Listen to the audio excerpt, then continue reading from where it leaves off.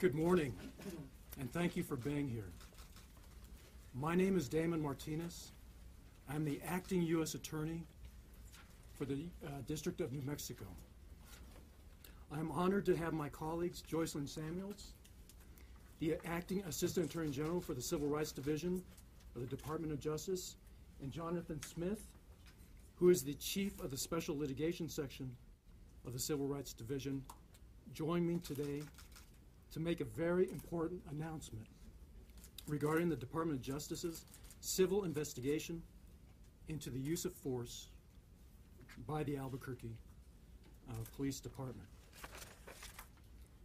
We are joined by members of our community who represent families who have lost loved ones to officer-involved shootings and organizations that petition the Department of Justice for this investigation in early 2012. We thank them for the invaluable information and support they have provided to the Department of Justice throughout the investigation. And we look forward to working with you as we continue forward.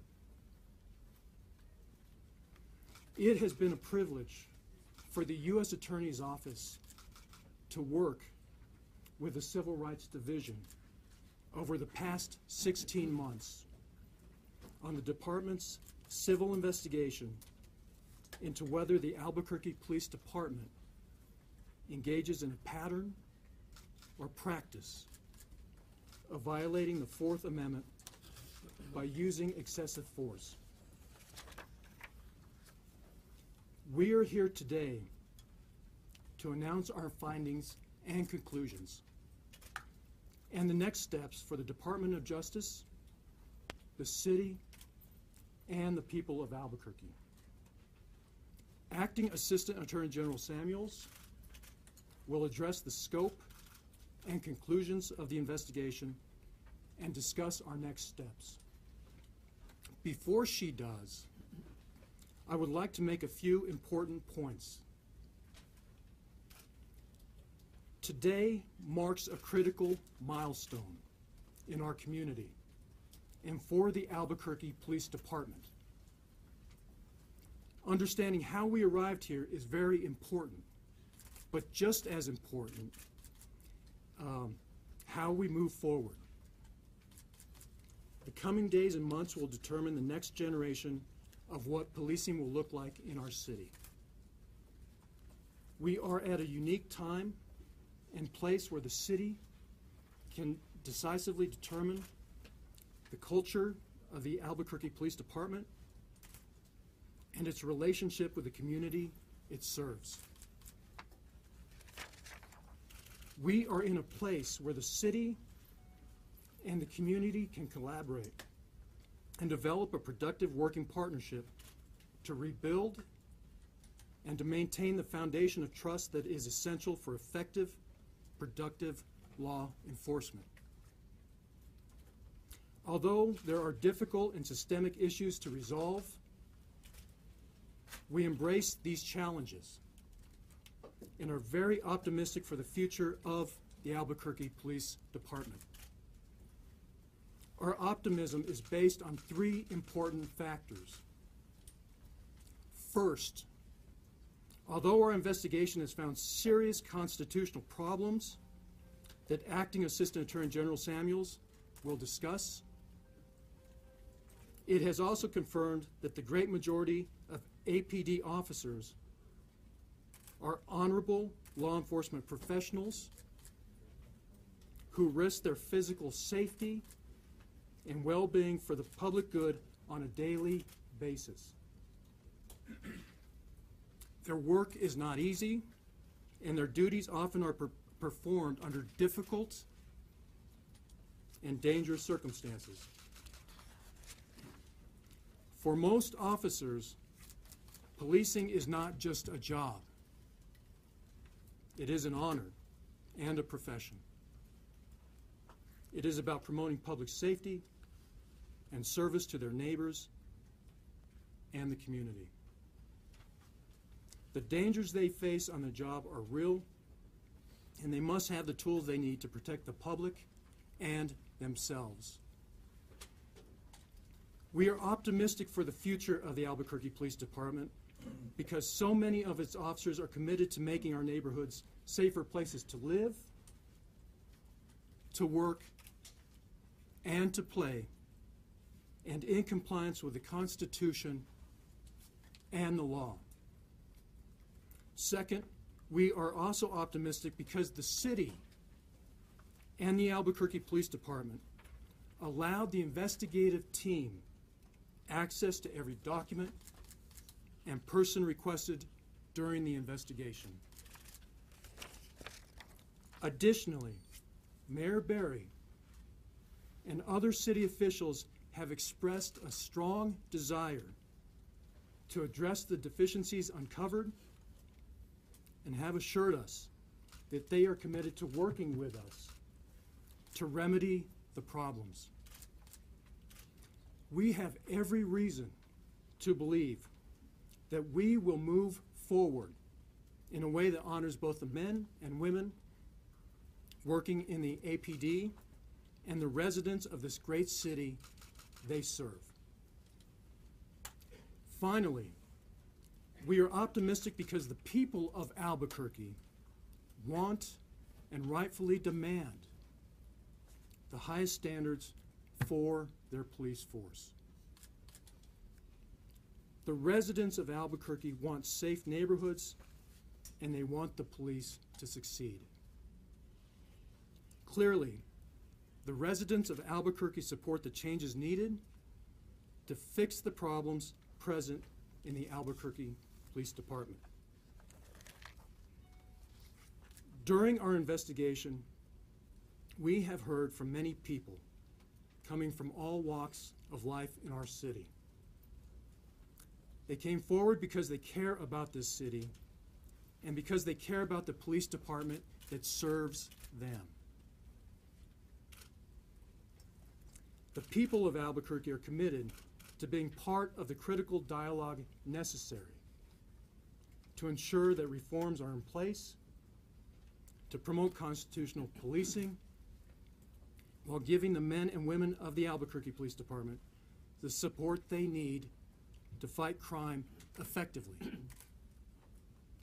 These three critical factors give us great optimism that the city, the Albuquerque Police Department, and the community will come together to ensure that the deficiencies identified by the investigation are corrected. I now turn the podium over to the Acting Assistant Attorney General Samuels, who will discuss the results of the investigation.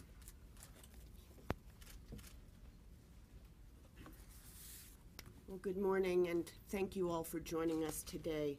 Thank you, Damon, for your work in Albuquerque and across New Mexico. The U.S. Attorney's Office has been an important partner in our efforts and in enforcing the nation's civil rights laws in this state, and we thank you and your staff for all that you do.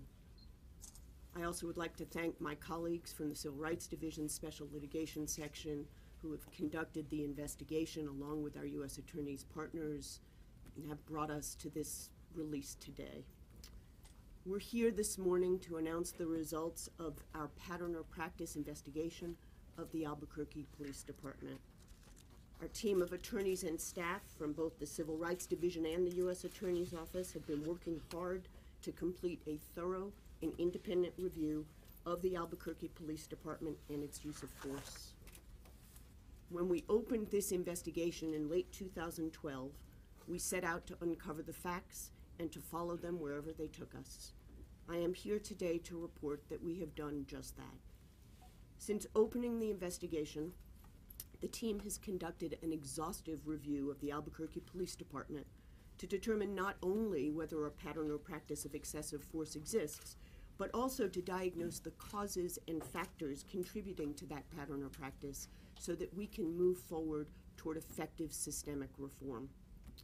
We conducted hundreds of witness interviews, including officers, city officials, and community members who have been affected by officers' use of force. We examined thousands of pages of documents, including incident reports, internal investigations, shooting files, and external oversight and task force reports. We conducted 4 well-attended community meetings across the city to share information about our investigation and to listen to the community's concerns. We conducted numerous ride-alongs with officers in the field and held exit briefings with Albuquerque police leadership and the city attorney's office. We heard from hundreds of community members through our community email address and our toll-free hotline that we established so that anyone with relevant information could provide it from wherever they were. We engaged expert police consultants to assist in our evaluation. The investigation was not an easy one, but through all of these efforts, we made certain to gather the facts and apply the law to the facts to reach our conclusions. We thank the mayor and the police department for their cooperation throughout our investigation.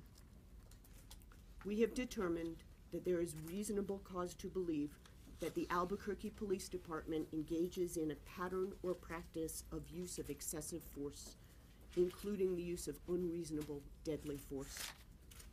This conduct violates the Violent Crime Control and Law Enforcement Act of 1994, which is a powerful civil rights law that has allowed us to reform troubled police departments across the country, large and small, including police departments in Pittsburgh, Cincinnati, New Jersey, Los Angeles, and Washington, D.C. Under this law, we also continue to work with other police departments across the country, including Portland, Oregon, Seattle, New Orleans, and Puerto Rico.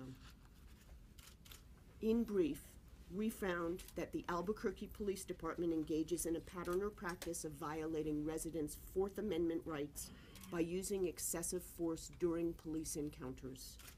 Specifically, we found that officers use deadly force in an unconstitutional manner.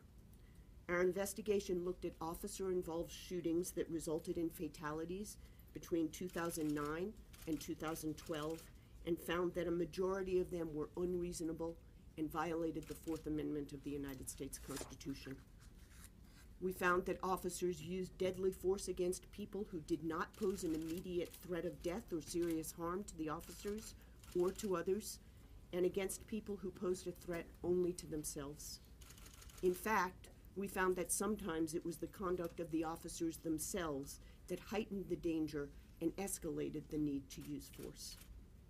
We found that officers used other types of less lethal force, especially electronic control weapons or tasers, in an unconstitutional manner. Our investigation found a significant number of improper uses of force in our review of over 200 force reports that were generated between 2009 and early 2013. We found that officers routinely fired their tasers, which discharge 50,000 volts of electricity, against people who were passively resisting and non-threatening, or who were unable to comply with orders due to their mental state. Indeed, we found that encounters between police officers and persons with mental illness or in crisis too frequently resulted in a use of force or higher levels of force than were necessary. Our investigation revealed that the causes of these patterns or practices were systemic and resulted from organizational deficiencies.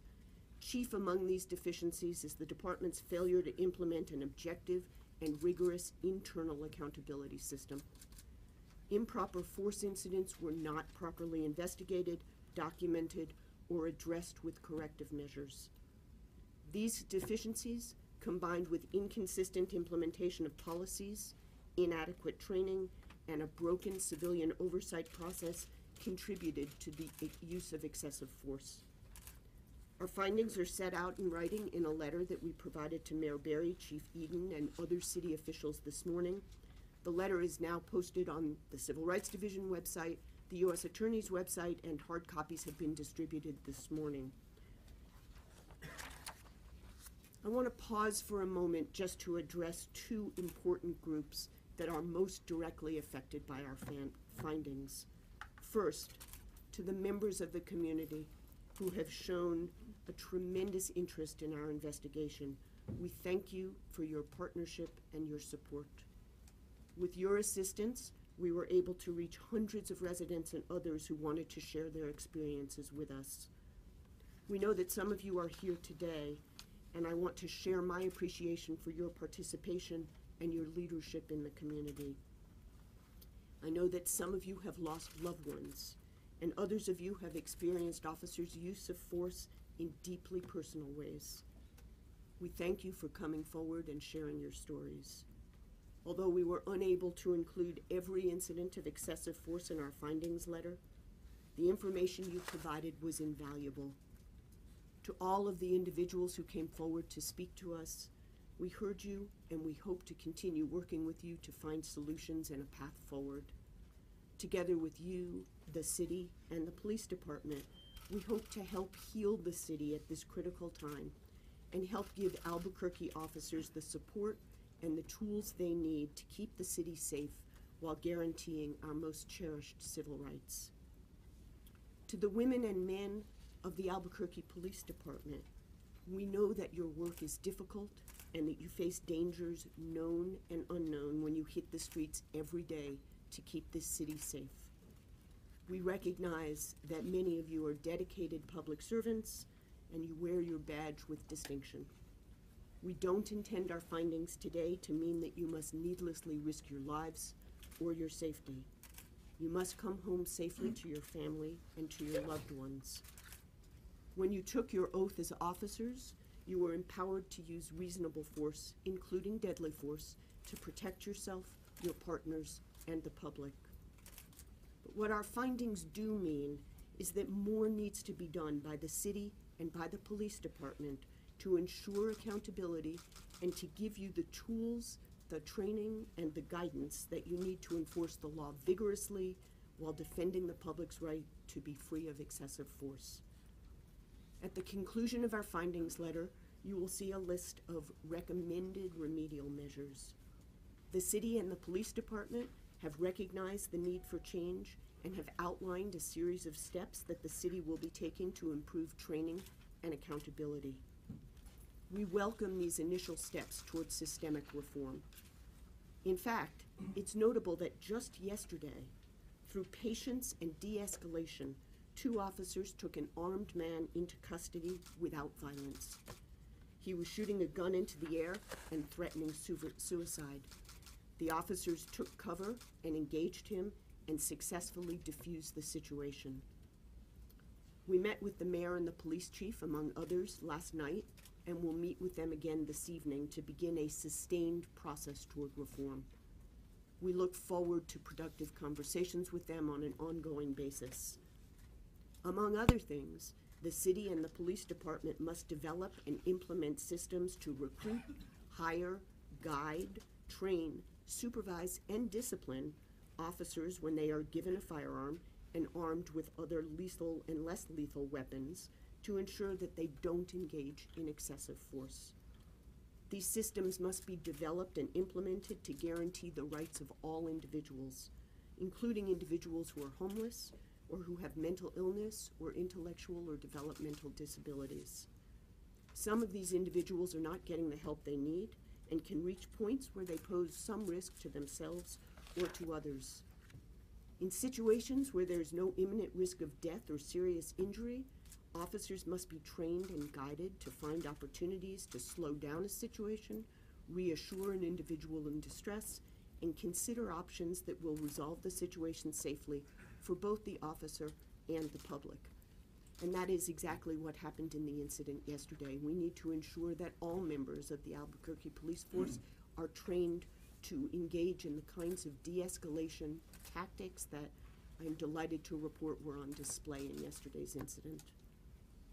At all times, officers may use reasonable force when they encounter danger, but they do not have an unqualified right to shoot, taser, punch, or use other force against an individual who is not actively resisting or posing a significant threat. Now, as I've mentioned, the investigation that we are announcing the findings of today looked at patterns and practices of the department as a whole we did not investigate whether any specific shooting or other use of force incident violated any criminal civil rights laws. The investigative team has referred some of the individual incidents to the Civil Rights Division's criminal section for review to see if they should be investigated further. And as I think most of you know, the criminal section has announced that it is investigating the James Boyd shooting to determine whether criminal prosecution is warranted. But those incidents are still under review and are separate from today's investigations and from our findings. What we're engaged in today is the beginning of the process of institutional reform. Make no mistake, this is hard work, and it takes all stakeholders working together to ensure its success. We want and need to hear feedback from the community and get your ideas on ways we can work together to address our findings. Some of you have already shared ideas, and we look forward to hearing more. We've also read reports prepared by the Police Oversight Task Force and by others. We'll be meeting with police officers and commanders and representatives of the union, as well as with city officials, to identify solutions that are right for Albuquerque and that can make the police department the effective and accountable entity we all want it to be.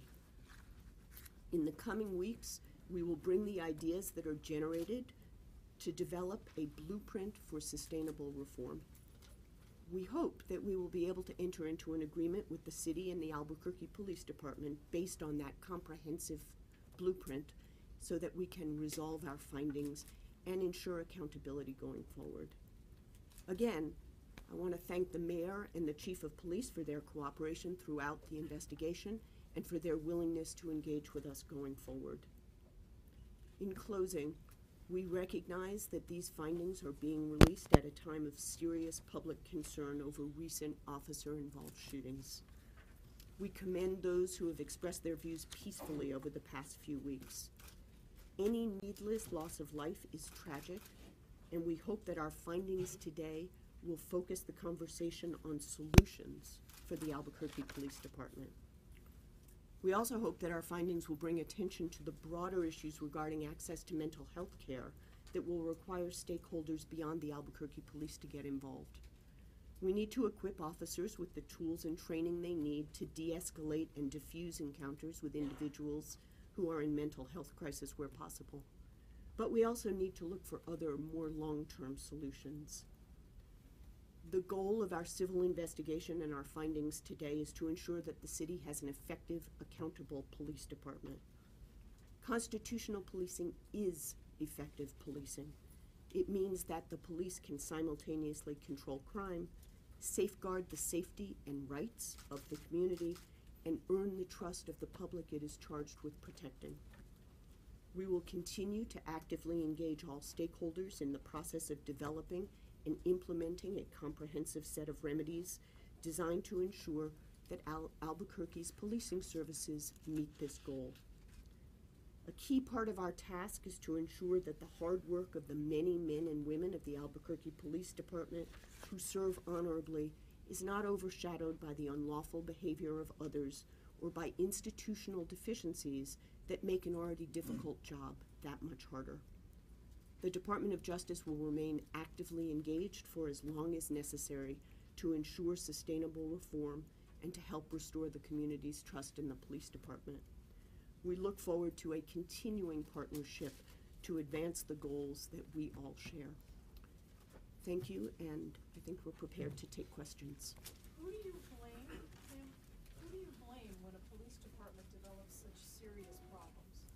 I think we are more interested in looking forward toward solution than in apportioning blame. What we found is a pattern or practice of systemic deficiencies that have pervaded the Albuquerque Police Department for many years and that need to be addressed. But how did they wind up here?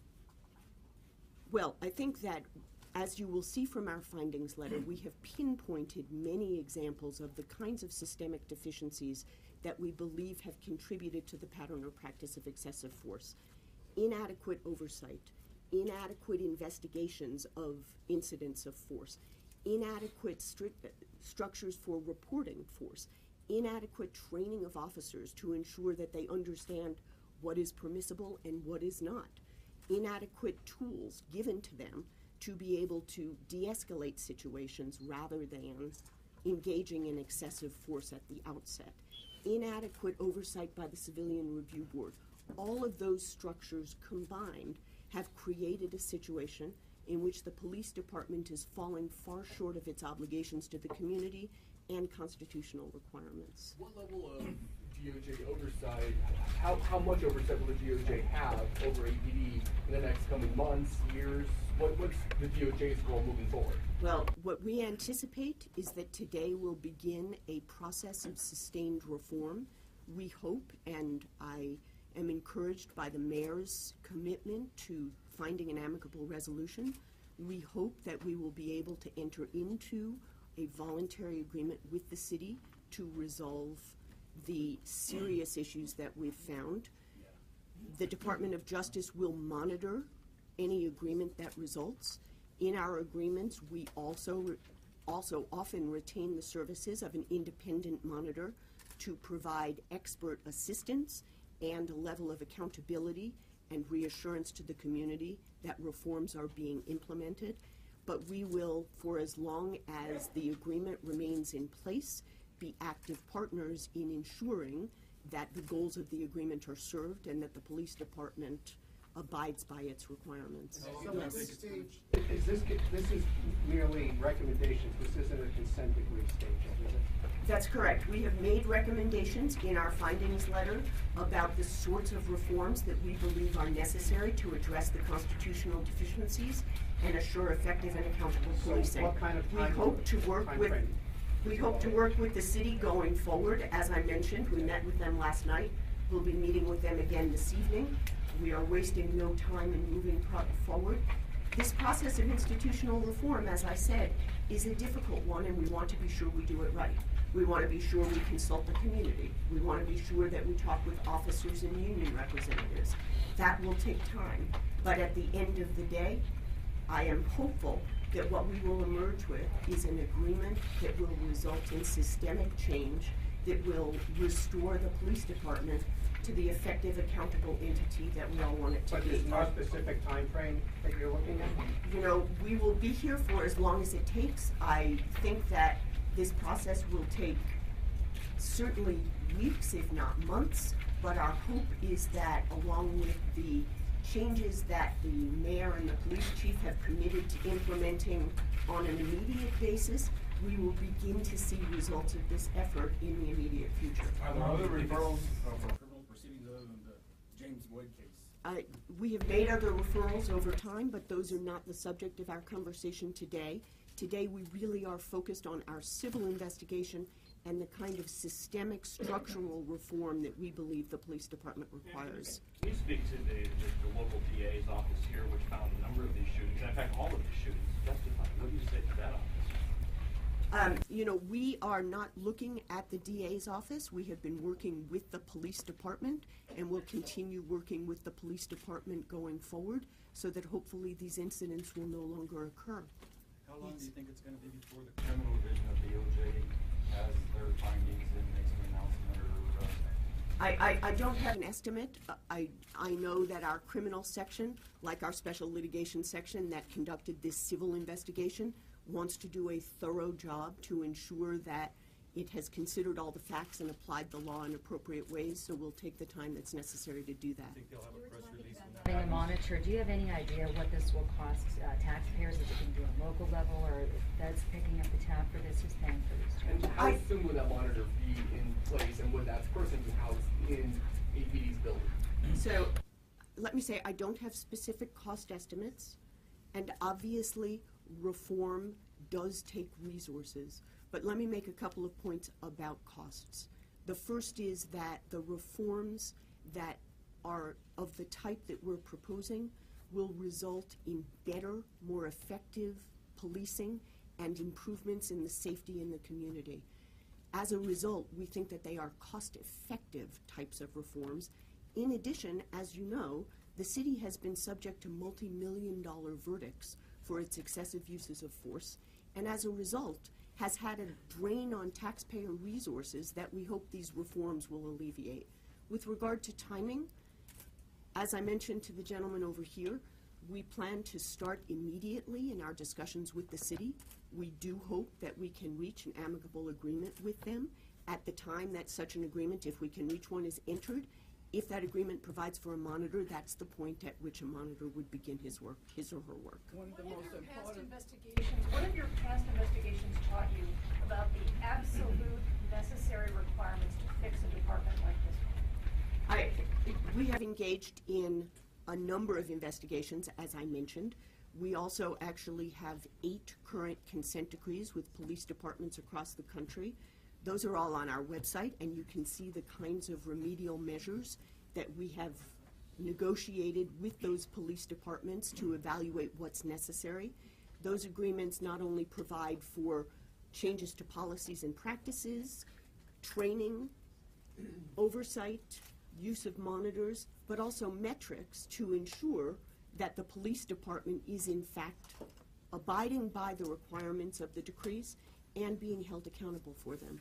Yes, The ma'am. most important thing, and I agree with you, is the community. And it's the conversation of from the bottom up. And that's the community that's affected. So do you, and I agree with you from the experience, that it's going to take years to see institutional change. Do you have in the plan to work with the community, staff, because the majority of the organizations who've been working for the last 18 months are 100% volunteer. So is there a staff that will work with the community to get community force involved? Simply because our experience is that there's no way that the political privilege and those who are affluent are going to engage the community. So how do we engage the community? That's what we're interested in, especially the community that's affected. So thank you very much for those comments, and thank you for all of the community input to date. As I mentioned in my remarks, community input is a critical component of the reform effort going forward. It does, and I am happy to report that members of our special litigation section who will be working with the community and engaging in negotiations with the city are here today. As you know, we have a meeting with community stakeholders following this press event. That will start what I anticipate will be an ongoing dialogue to ensure that we consider the community's and I'm views. concerned, how do you organize that nucleus group? So we will be having conversations and ensure that the processes that we put in place give us exposure to a range of community views and ensure that we are hearing from all relevant stakeholders. Ma'am? Yes. This city has been told over and over again by its leaders, by its administrators, by its police officials that there are no systemic problems with APD, that there are no problems at all, in fact, with APD. How do you account for the discrepancy between what we've been told by the administration and what's in your report? Well, I think our letter speaks for itself. It is the result of a comprehensive and thorough investigation. We stand by our conclusions and believe very strongly that there are the kinds of systemic problems that exist in the department and that need to be remedied. Whatever their past statements might have been, I am happy to report that the mayor has exhibited a willingness to work with us and an interest in engaging in a process to move towards systemic reform. So I am very hopeful that this findings letter will begin a process of putting the city on a better footing and creating the kinds of structural reforms that we need to address the issues in the police department. When did that Yeah. Can you address the issue of cultural aggressiveness within the police department? How these reforms are expected to change the culture of shoot first that seems to predominate in our current police department? So, I mean, as you know, culture is a multifaceted issue, but the reforms that we are proposing and that we hope to augment through our process of community outreach and conversations with stakeholders, officers, union members, and city leadership are going to result in the kinds of structures that will, over time, create a change in the culture. It starts with commitment from the top.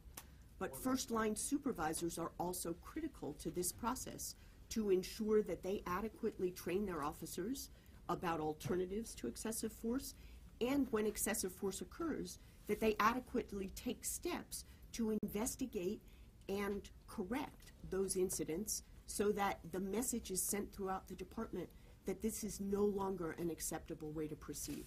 What about the agreement? You said that a lot of this is dependent on an agreement you reach between the Department of Justice and the city of Albuquerque. What's the timing for that? How does that get worked out?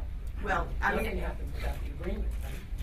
Yes, I mean, as I mentioned, this is a process. It is not going to result in immediate reform, but it is one that we are committed to for as long as it takes.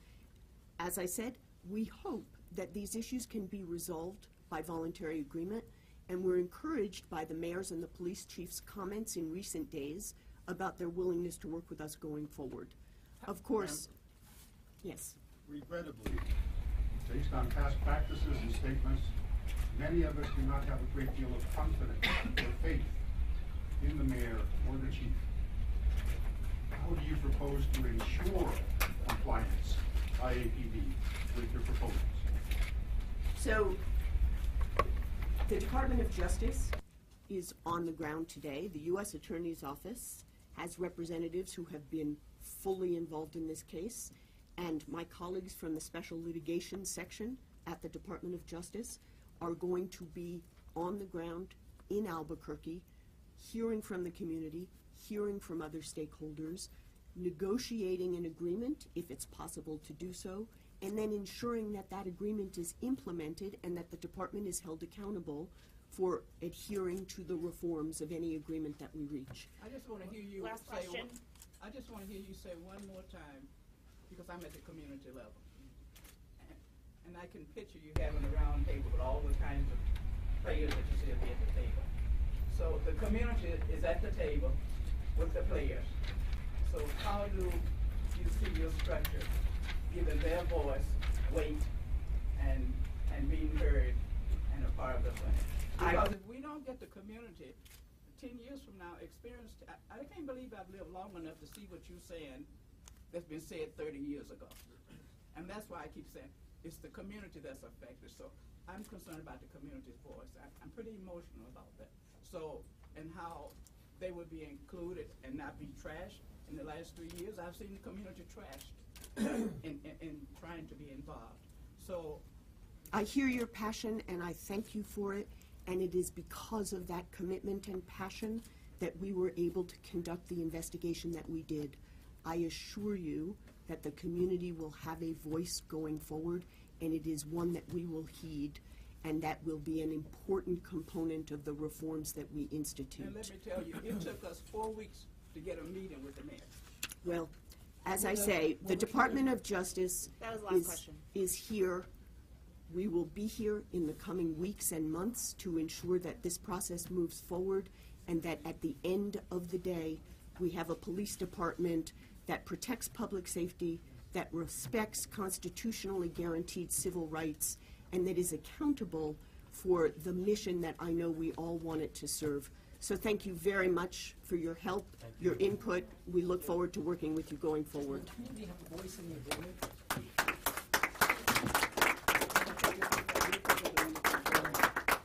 Do you agree? You agree? Yep.